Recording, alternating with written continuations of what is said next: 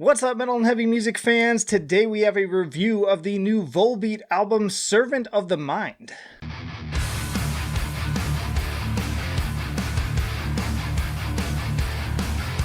Servant of the Mind is the 8th full-length album from this popular Danish hard rock band following up 2019's Rewind, Replay, Rebound. It was also among the most highly viewer-requested albums of this month, and based on the view counts on the music videos, the hype is pretty strong. So does it live up to it?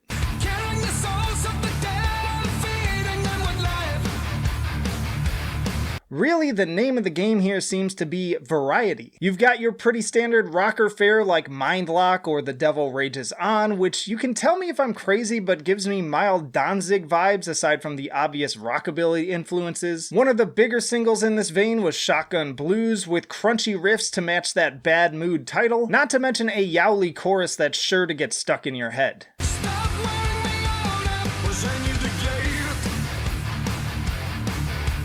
And then there are the heavier tracks with more overtly metal DNA, like the powerfully plotting, almost Dio-esque The Sacred Stones, the obvious Metallica worship of Say No More, the generally awesome riffage and foot-tapping energy of Lasses Birgitta and Return to None, or the raging Becoming with its fiery intro that would be right at home on a Vader album were it not for the more rock and heavy metal flavored vocals, which while catchy are admittedly a bit cheesy for my taste.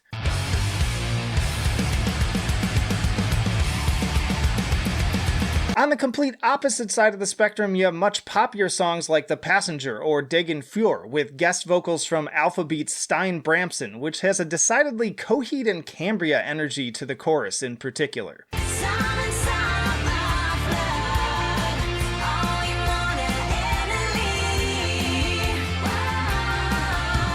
And then you've also got tracks somewhere in between, like opener Temple of Ekur with its very thrash-inspired main guitar hook and pounding drums offset by the more pop radio-friendly chorus, Heaven's Descent with more sort of Black Album and Load-sounding riffs mixed with some brighter leads and several OOOs, or the saxophone and piano-infused Wait a Minute My Girl, which sounds like a bizarre cross between pop-punk and Andrew WK.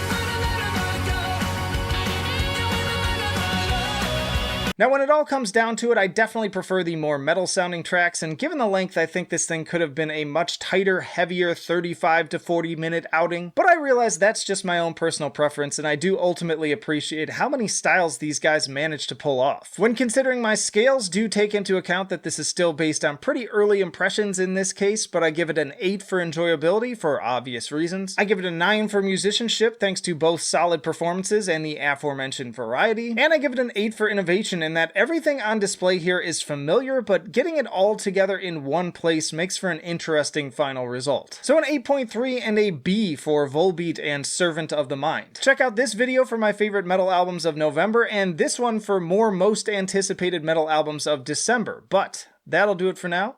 Flight of Icarus signing off. I will see you in the trenches.